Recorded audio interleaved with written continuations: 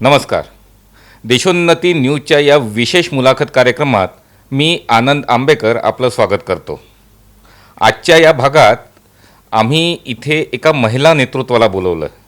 महिला नेतृत्व म्हणजे ज्या महिलेनं समाजकारणातही महिला बचत गटाच्या माध्यमातून असो किंवा विविध क्षेत्रातल्या व्यावसायिक महिलांच्या माध्यमातून असो, मग ते महिला बचत गट असो किंवा महिला कट्टा असो, आणि राजकारणात राजकीय पक्षात काम करणाऱ्या महिलांचं संघटन असो, अशा वेगवेगळ्या स्तरावर महिलांचं संघटन करून त्या क्षेत्रात महिलांचा व्यक्तिमत्व विकास असो किंवा महिलांची उद्योगातली भरारी असो, या सर्व क्षेत्रात त्यांनी काम केलेलं आहे. शिवाय झोपडपट्टीतल्या महिलांसाठी समाजातल्या वैद्यकीय क्षेत्रातल्या महिलांचा उपयोग करून किंवा त्यांच्या व्यवसायाचा उपयोग करून त्या झोपडपट्टी मध्ये वैद्यकीय शिबिरे लावून त्यांना मोफत आरोग्याचा लाभ, आरोग्य सेवेचा लाभ देण्याचं कामसुद्धा ज्यांनी केलेलं आहे, अशा महिला व्यक्तिमत्व, महिला नेतृत्व आज आमच्या स्टुडिओत आलेलं आहे.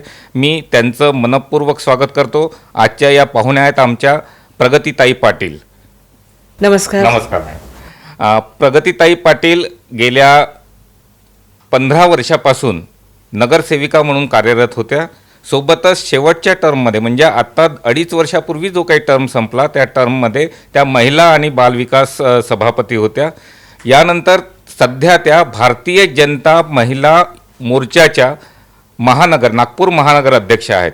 विविध क्षेत्रातलं त्यांचं काम आहे आणि आज या सर्व क्षेत्रावर त्यांचं सामाजिक क्षेत्रातलं काम असो, राजकीय क्षेत्रातलं काम असो किंवा अन्य कुठलं काम असो, या सर्व कामांवर चर्चा करू आणि त्यांच्याकडूनच आपण उत्तरं जाणून घेऊ.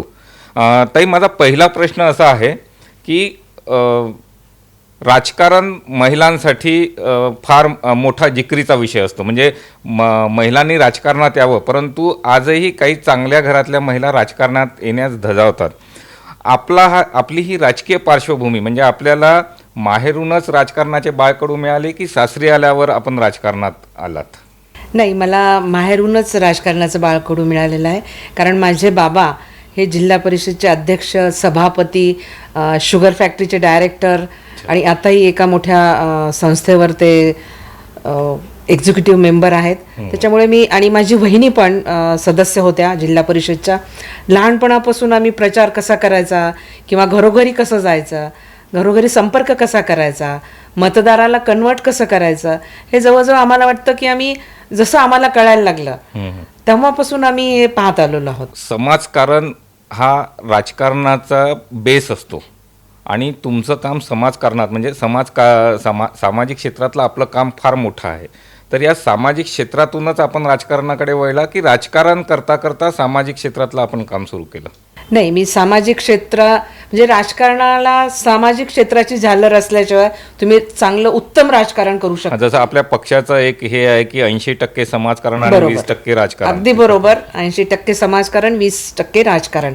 कारण जेव्हा माझं लग्न झालं आणि मी नागपूरमध्ये प्रवेश केला तेव्हा माझे पती पण एका राजकीय क्षेत्रातच काम करत होते. त्यांच्यासोबत वाडी एरियामध्ये तिथल्या गरीब लोकांना न्याय मिळवून देणे किंवा कोणावर काही अन्याय झाला असेल तर तिथली काही वस्ती पण आम्ही दोघांनी बसवलेली आहे. म्हणजे समाजकारणातून मी राजकारणाकडे आलेली आहे.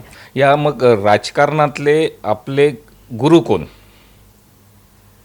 म्हणजे एखादी व्यक्ती राजकारणातलं किंवा समाजकारणातलं एखादं व्यक्तिमत्व असं असतो की तो आपला आदर्श असतो, तर असं राजकारणातला आपला आदर्श किंवा आपला गुरु कोण? लग्नाच्या अगोदर माझा राजकारणात मला 2 गुरु होते. एक म्हणजे माझे मामा लागतात ते डॉक्टर पदमसिंह पाटील आणि माझे स्वतः बाबा. कारण माझे बाबांना मी पाहिलेलं आहे की किती म्हणजे कुठलंही स्वार्थ न साधता त्यांनी इतकं उत्तम काम केलं होतं आणि आम्ही ते लहानपणापासून पाहत होतो. त्यानंतर लग्नानंतर मला कधी वाटलं नाही की मी एकदम मराठवाड्यातनं विदर्भात आली असताना मला राजकीय क्षेत्रात काम करायला मिळेल असं मी कधी विचारही केला नव्हता. कारण संसार चालू केला, मुलं झाली, पती माझे नक्कीच राजकारणात होते, पण मी तो विचार नव्हता केला विदर्भात आल्यानंतर. पण मी एअरटेलची एक फ्रँचाईज चालवायचे आणि तिथे माझा लोकांचा खूप संपर्क झाला. जे अमरावती रोडवरती होतं ते माझं कनेक्ट, तर खूप लोकांशी संपर्क झाला आणि राष्ट्रवादी काँग्रेसने माझ्याशी संपर्क केला की महानगरपालिकेची निवडणूक आहे आणि आम्हाला वाटतं की आपण उमेदवार असावं. आणि त्यावेळेस माननीय डॉक्टर गिरीश गांधी अच्छा. हे शहराचे राष्ट्रवादी काँग्रेसचे अध्यक्ष होते. ओके. त्यामुळे त्यांनी मला ती संधी दिली. म्हणजे माझं लग्नानंतरचं जे राजकीय जीवन सुरू झालं त्याच्यामध्ये पहिले गुरु माझे माननीय डॉक्टर गिरीशजी गांधी. आणि आता तर जे आमचे गुरु आहेत ते माननीय नितीनजी गडकरी आहेत, माननीय देवेंद्रजी फडणवीस आहेत, जेही भारतीय जनता पार्टीचे सगळे नेते अतिशय उत्कृष्ट काम करत आहेत आणि त्यांच्या पावलावर पाऊल ठेवून आम्ही पण पुढे जात आहोत. आपण म्हणजे आता या उत्तरात जे सांगितलं की आपण सर्वप्रथम राष्ट्रवादी काँग्रेसच्या माध्यमातून राजकारण सुरू केलं आणि आता आपण या राजकारणाच्या किंवा आयुष्याच्या या टप्प्यावर भारतीय जनता पार्टीत आहात आणि एक चांगल्या पदावर आहात. म्हणजे भारतीय जनता पार्टीच्या महिला मोर्चाचं नेतृत्व करत आहात या नागपूर शहराचं. राष्ट्रवादी काँग्रेस म्हणजे मला वाटतं राष्ट्रवादी काँग्रेसकडून आपण 2 वेळा नगरसेविका होत्या आणि मागच्या रेजिममध्ये भारतीय जनता पार्टीकडून. राष्ट्रवादी काँग्रेस आणि भारतीय जनता पार्टी या दोन्ही पक्षात कार्य करताना काम करताना कुठला फरक जाणवतो का? दादा मला हा फरक जाणवतो. एक तर राष्ट्रवादी काँग्रेस विदर्भामध्ये काहीच नेटवर्क नाहीये किंवा वोट बँक नाहीये. जेव्हा मी 2 वेळेस राष्ट्रवादी काँग्रेस पक्षाकडनं निवडणूक लढले तेव्हा मी समजा अपक्ष म्हणूनच लढली. अच्छा. असं म्हणता येईल तेव्हा. पण जेव्हा मी BJPच्या नेत्यांना काम करताना पाहिलं, त्यांचं विजन पाहिलं, माननीय गडकरी साहेबांचं काम करण्याचं विजन, देवेंद्रजीचं काम करण्याचं विजन, समाजातील प्रत्येक घटकाशी जशी त्यांची नाळ जुडली होती ते मी सगळं माझ्या डोळ्यांनी पाहत होते. महानगरपालिकेत असताना भारतीय जनता पार्टी कुठले कुठले निर्णय घेते हे सगळे निर्णय मी माझ्या स्वतः डोळ्यांनी पाहिले होते. त्यामुळे मी निर्णय घेतला की आता आपण भारतीय जनता पार्टीत हे करायला हवं. आणि भारतीय जनता पार्टीने मला अतिशय चांगल्या प्रकारे उत्तम माझं वेलकम केलं, कारण त्यांना माहिती होतं की मी रूट लेवलवर काम करते. माननीय देवेंद्रजींनी मला पक्षामध्ये प्रवेश घेतला माझा आणि मला जे काही जबाबदारी दिली आहे ती गेली 7 वर्षापासून मी प्रामाणिकपणे. कमी वेळात तुम्हाला भारतीय जनता पार्टीत फार चांगल्या संधी मिळाल्या असं आपलं म्हणणं आहे. म्हणजे महिला बालकल्याण सभापती असो महानगरपालिकेचं किंवा आत्ता पक्षातलं पद असो, भारतीय जनता महिला मोर्चाच्या तुम्ही महानगर अध्यक्ष आहात. या पदावर काम करताना तुम्ही एकीकडे राजकीय संघटन सांभाळतात महिलांचं. म्हणजे अख्ख्या नागपूर महानगरातले जे काही 6 विधानसभा मतदारसंघ आहे या 6ही विधानसभा मतदारसंघातलं महिलांचं संघटन आणि दुसऱ्या बाजूला आपलं जे सामाजिक कार्य आहे त्याच्यात महिला बचत गट असो किंवा महिला कट्टा असो. आपण महिला कट्टाविषयी सांगितलं, मला त्याच्याविषयी थोडंसं जाणून घ्यायचं आहे. तर हे दोन्ही संघटन सांभाळताना या दोन्ही क्षेत्रातला सामाजिक क्षेत्र आणि राजकीय क्षेत्रातल्या महिलांचं संघटन सांभाळताना आपली कसरत होत नाही का? नाही दादा, काय आहे, जिथे आपण आवडीने काम करतो ना तिथे कसरत वाटत नाही. माझा आवड आहे की समाजातील प्रत्येक महिलेसाठी आपण काम करायचं. मग ती कुठल्याही राजकीय क्षेत्रातली असू द्यात किंवा बचत गटाची असू द्या किंवा सामान्य घरगुती कामगार महिला असू द्यात. महिलांचं जेव्हा मी काम करते तर मला आनंदच होतो. असं कुठेही ओझं घेऊन मी कधीच काम करत नाही. हसत खेळत जेवढ्या महिलांच्या समस्या मला सोडवता येतील त्याकडे मी लक्ष देते. मग काही समस्या पार्टीच्या माध्यमातून सुटतात, काही समस्या सामाजिक असतात त्याही सुटतात. त्याच्यामुळे मला अतिशय सहजरित्या मी हे काम करू शकते. एक महिला कट्टाचा उल्लेख निघाला होता. महिला कट्टा हा काय विषय, काय संकल्पना आहे, जरा मला जर थोडक्यात सांगितलं तर बरं होईल. आमच्या श्रोत्यांना प्रेक्षकांनाही ऐकायला आवडेल. महिला कट्टा एक असा मंच आहे ज्या मंचावर महिला म्हणजे स्वतःहून बोलू शकतात. स्वतःच्या अंतर्मनात जे काही त्यांच्या चाललेलं आहे त्या कट्ट्यावर येऊन बोलू शकतात. आणि तिथे आमचं संघटन महिला कट्ट्याचं असं आहे, सर्व पक्षाच्या, मग ते काँग्रेस असू द्यात, राष्ट्रवादी असू द्यात, BSP असू द्यात किंवा MIMच्या महिला असू द्यात, सगळ्या महिला आम्ही एकत्र येऊन एखादा विषय असा असतो दादा की तो पार्टी लेवलवर जर तो विषय जाऊ द्यायचा नसेल, आम्हाला आमच्या महिलांमध्येच एकत्र येऊन तो सॉल्व्ह करायचा असेल, असे खूप सारे इश्यूज महिलांचे असतात. त्यावेळेस मला असं कुठेतरी वाटलं की आपली अशी एक संघटना किंवा असा एक महिलांचा ग्रुप असायला हवा शहरामध्ये की त्यांनी सगळ्यांनी एकत्र येऊन महिलांच्या समस्या सोडायला हव्या. आमच्या त्या महिला कट्ट्यामध्ये सर्व क्षेत्रातल्या महिला आहेत.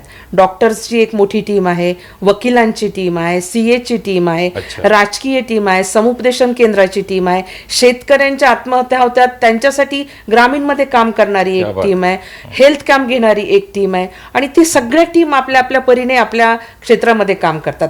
ग्रामीणची टीम आमची ग्रामीणमध्ये कॅम्प लावणे, ज्यांच्या पतीने आत्महत्या केली त्या महिलांशी जाऊन भेटणे, त्यांच्या काय समस्या आहेत, त्यांचे कुठे शासनामध्ये काही त्यांचे प्रकरणं अडकलेले आहेत का किंवा अजून त्यांच्यावर काही अन्याय होतोय का, ही सगळी टीम आमची ग्रामीणची काम करते. शहरामध्ये आमची डॉक्टरची टीम आहे, कॅन्सरवर काम करते. मग ते ब्रेस्ट कॅन्सर असू द्यात, युट्रसचं कॅन्सर असू द्यात, कुठलाही कॅन्सर असू द्यात, त्याच्यासाठी ती टीम आमचे कॅम्प लावते. खूप गरीबात गरीब महिला असेल जे कॅन्सरचं म्हणजे काय असतं, आर्थिक खूप त्याच्यामध्ये खर्च असतो, तर तो ते झेलू नाही शकत. त्यावेळेस आमची महिला कट्टा ही त्यांच्या पाठीशी खंबीरपणे उभे राहते. त्यांना जितकं डिस्काउंट किंवा कधी कधी आम्ही फ्रीमध्ये पण त्यांचं ट्रीटमेंट करतो. मुख्यतः त्या महिला आरोग्य आणि वयात येणाऱ्या मुलींसाठी काहीतरी कार्यक्रम त्या महिला कट्ट्याच्या माध्यमातून हो, आपलं काय आहे, आता वयात येणाऱ्या मुलींचे पण खूप सारे प्रॉब्लेम्स आहेत, तर त्याचं समुपदेशन करण्यासाठी आमच्याकडे टीम आहे. आणि ती टीम पण आम्ही कॉलेजेसमध्ये पण आमची महिला कट्ट्याची टीम जाते, तिथे समुपदेशन करते. झोपडपट्ट्यांमध्ये हे करणं खूप गरजेचं आहे, कारण आपण आता पाहतायत की समाजामध्ये ज्या वयात आलेल्या मुली असतात त्या मोबाईल असू द्या, टीव्ही असू द्यात किंवा लॅपटॉप असू द्या, यामुळे कुठेतरी भटकताना आपल्याला दिसत आहेत. तर त्यांना समुपदेशन करणं खूप गरजेचं आहे. त्यासाठी आमची महिला कट्ट्याची जी टीम आहे ती झोपडपट्ट्यामध्येही काम करते. आपण पुन्हा आता राजकारणाकडे वळूया. लोकसभा निवडणुकीत महाराष्ट्रात भारतीय जनता पार्टीला फार मोठा फटका बसलेला आहे. कदाचित म्हणजे आपल्या वरिष्ठ नेत्यांच्या म्हणण्यानुसार फेक नॅरेटिव्ह विरोधकांनी सेट केला होता, संविधान बदलाचा वगैरे विषय होता. हे सगळे विषय त्यांनी कारणमीमांसा करताना किंवा त्याच्यावरचा मूल्यांकन करताना हे सगळे मुद्दे समोर आलेले आहेत. आता अख्ख्या देशाचं लक्ष महाराष्ट्राकडे लागलेलं आहे, कारण आता पुढच्या महिन्यात म्हणजे आता 1 महिन्यानंतर महाराष्ट्रातल्या विधानसभा निवडणुका आहेत.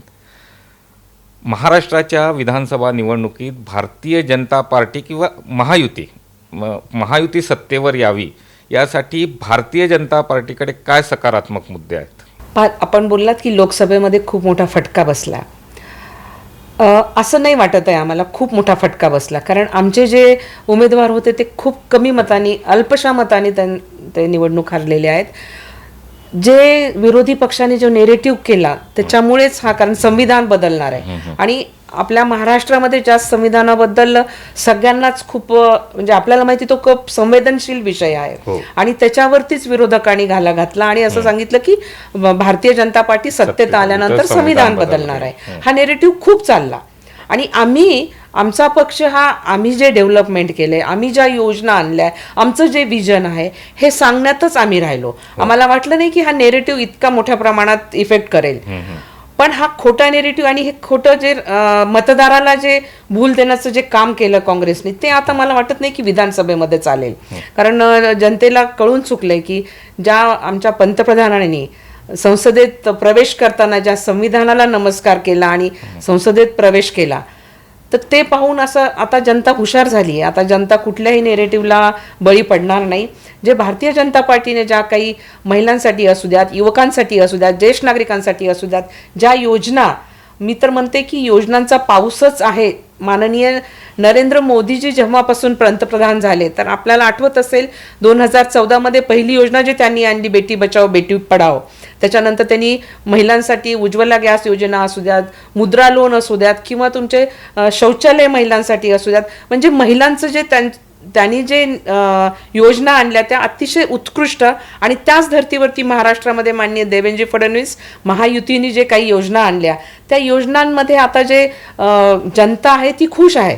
कारण आपण आता पाहिलं असेल लाडकी बहीण योजनेसाठी किती, हो, खूपच म्हणजे आपण पाहिले की त्यांनी काँग्रेस परत एक नेरेटिव्ह करतोय की आम्ही हा योजना बंद करू किंवा 1500 रुपयांनी काय होतंय. अरे तुम्ही सोन्याचा चमचा घेऊन जन्माला आलेले लोक, तुम्हाला 1500 रुपयाची किंमत काय करणार, पण जी माझी भगिनी जी तळागाळात काम करते तिला 1500 रुपये हा खूप मोठा हे आहे की, आणि तिच्या संसाराला 1500 रुपये म्हणजे खूप मोठी मदत. नाही, पण या योजनेचा एक दुसरा पैलू हा पण आहे की 1500 रुपये जर तुम्ही राज्यातल्या एवढ्या महिलांना, कितीतरी कोटी महिलांना जर 1500 रुपये देत आहे, तर इकडे दुसऱ्या योजनांवर त्याचा परिणाम होतो आहे. अनेक योजना अशा आहेत की ज्याचे अनुदान थांबलेले आहेत, ज्याचे लाभ थांबलेले आहेत, आणि राज्याची तिजोरी खाली होत आहे. हे आता विरोधी पक्ष लोकांपुढे मांडत आहेत. त्याचा कितपत परिणाम होईल? नाही, विरोधी पक्षाला फक्त नेरेटिव्ह करणंच माहिती आहे. त्यांनी कधी आपण ऐकलं असेल की जेव्हा 2014च्या पहिले काँग्रेसचं सरकार 50 वर्ष सरकार काँग्रेसचं असताना त्यांनी फक्त एक नारा दिला होता, गरिबी बचाव. पण कधी गरिबी हटली का आपल्या देशातली? कधीच नाही. गरिबी हटली माननीय पंतप्रधान नरेंद्रजी मोदी आल्यापासून, कारण त्यांनी सतत गरिबांचा विचार केला. मी एक पाहिलं, मी बचत गटात काम करत असताना आत्तापर्यंतचे जेवढेही पंतप्रधान होते त्यांना कधीही बचत गट संकल्पना, कदाचित त्यांना माहिती पण नसेल की रूट लेवलवर अशी काही संकल्पना आहे. पण आमचे माननीय नरेंद्रजी मोदी डायरेक्ट बचत गटाच्या महिलांशी VCवर संपर्क साधतात. त्यांचं आर्थिक उत्पन्न कसं वाढेल, त्यांच्या मालाला बाजारपेठ कशी मिळेल, हे विचार जेव्हा आमचे नरेंद्र मोदीजी करू शकतात, हा विचार कधीही काँग्रेसने केलेला नाही. हे जनतेला आता कळलेलं आहे. त्यामुळे मला माहिती की त्यांनी कुठलाही नेरेटिव्ह जरी आता या विधानसभेत आणला तरी जनता त्याला कधीही हे करणार म्हणजे नाही. एकंदर लाडकी बहीण योजनेचा फायदा या विधानसभा निवडणुकीत होईल असं आपल्याला वाटतं? 101%. कारण महिला खूप खुश आहेत. जेव्हा ही योजना महायुतीने जेव्हा घोषणा केली आणि अंमलबजावणी केल्यानंतर जे महाराष्ट्राचं चित्र मी पाहिलं की पूर्ण महाराष्ट्र महिलामय झालं होतं. जिकडे तिकडे पाहावं तिकडे महिला असं चिवचिवाट होता पूर्ण महाराष्ट्रात. आणि ते पाहूनच कुठेतरी विरोधकाच्या पायाच्या खालची जमीन खसकली की नाही, आता महिला शक्ती, मात्र शक्ती ही कुठेतरी भारतीय जनता पार्टीच्या पाठीची उभी राहणार आहे हे त्यांच्या लक्षात आल्याने मग त्यांनी कोर्टात जाणे, सुप्रीम कोर्टात जाणे हे नाटक त्यांनी चालू केलं. आणि आता त्याच्या विरोधात नेरेटिव्ह सुरू त्यांनी केलेलाच आहे, पण त्याला आम्ही बरोबर उत्तर देऊ. देशाच्या आणि राज्याच्या राजकारणावरून थोडंसं आपण स्थानिक राजकारणाकडे येऊया. निवडणूक आहे आणि प्रत्येक राजकारणात असणाऱ्या व्यक्तीची इच्छा राहते की आपल्याला कुठलं तरी पद मिळावं, कुठली तरी निवडणूक आपण लढावी. आपण आतापर्यंत स्थानिक स्तरावर महानगरपालिकेची निवडणूक लढलेल्या आहात आणि विजयी झालेले आहात, रिझल्ट चांगले दिले. मग पक्ष कुठलाही असो, आपल्याला व्यक्ती म्हणून लोकांनी पसंती दिलेली आहे. नागपुरात पश्चिम नागपूर मतदारसंघात आपलं वास्तव्य आहे आणि त्याच भागातनं आपण नगरसेविका म्हणूनही निवडून आलेले आहेत. या निवडणुकीत आपली उमेदवार म्हणून यायची इच्छा आहे का, किंवा ही निवडणूक लढवण्याची इच्छा आहे का? दादा, आमचा भारतीय जनता पार्टी पक्ष जो काही निर्णय घेईल त्या निर्णयासोबत मी राहीन. हा अधिकार सगळ्यांनाच असतो, पण आमचे पार्टीचे जे काही निर्णय घेतील त्यांच्यासोबत आम्ही काम करू. शेवटचा प्रश्न म्हणण्यापेक्षा निवडणूक आहे आणि मोठ्या प्रमाणात युवा मतदारांनी यावर्षी नोंदणी केलेली आहे. सिनियर मतदान त्यांच्या सिनियर मतदार जे राहतात, ज्येष्ठ नागरिक जे राहतात, ते अगदी हक्कानं आणि कर्तव्य म्हणून आपला मतदानाचा हक्क बजावतच असतात. मध्यमवर्गीय म्हणण्याचा अर्थ माझा असा की मिडल एजचे जे आहेत 30-40 वर्षातले, ते सुद्धा आपला हक्क बजावत असतात. युवा मतदार जो आहे त्यांनी आपला मतदानाचा हक्क बजावावा याच्यासाठी अनेक लोक आवाहन करत असतात, समाजातल्या प्रतिष्ठित लोक आवाहन करत असतात आणि त्या आव्हानाचा कुठेतरी परिणामही होतो. हा लोकशाहीचा उत्सव आहे आणि या लोकशाहीचा उत्सवात आपला आवडता नेता निवडून देण्याचा अधिकार प्रत्येकाला आहे. कारण जर आपल्याला भविष्यात प्रश्न विचारायचे असेल तर मतदानाचा हक्क बजावणं आवश्यक आहे. जर मी मतदानच केलं नाही तर मला काही अधिकार नाही नेत्याला प्रश्न विचारण्याचा. त्याच्यामुळे या निवडणुकीच्या निमित्ताने आपण एक या युवा पिढीला मतदानाचं आवाहन करावं असं मी आपल्याला विनंती करतो. हा लोकशाहीचा उत्सव आता येत्या 20 तारखेला आपल्या महाराष्ट्रात आहे, तर मी सगळ्या युवांना, युवतींना, मग ते मिडल एजवाले असू द्यात किंवा ज्येष्ठ नागरिक असू द्यात, कारण ज्येष्ठ नागरिकांना नेण्याची सोय पण गव्हर्नमेंट आता करते की त्यांना मतदानाला जाण्यासाठी त्रास होऊ नये.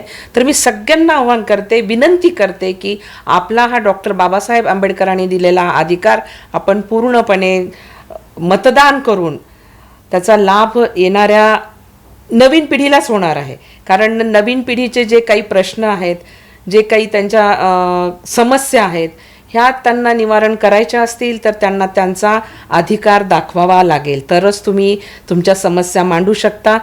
आणि तुम्ही तुमचा आवडता उमेदवार त्याला मतदान करा, भरभरून मतदान करा. निदान आपलं आपण पाहिलं लोकसभेमध्ये आपलं नागपूरचं पर्सेंटेज अगदी कमी झालं होतं, पण यावेळेस मी नागपूरकरांना, नागपूरवासियांना आव्हान करू इच्छिते की निदान आपण 70% पर्यंत तरी मतदान या नागपूर शहरातून व्हावं, असं मी सगळ्यांना आव्हान करते. धन्यवाद ताई. आजच्या या विशेष मुलाखतीच्या कार्यक्रमात प्रगतीताई पाटील आज इथे आल्या आणि आमच्या प्रश्नांना अगदी म्हणजे एखादा नेता हजरजबाबी कसा असावा त्याचं उत्तम उदाहरण म्हणजे प्रगतीताई पाटील आहेत. आपल्या 15 वर्षाच्या राजकीय कारकिर्दीत म्हणजे पद ज्या वेळेस होतं त्या कारकिर्दीत त्यांनी पदावर राहूनही चांगली कामं केलीत. पदावर नसतानाही त्यांनी नेहमी उपेक्षित घटकासाठी काम केलेलं आहे.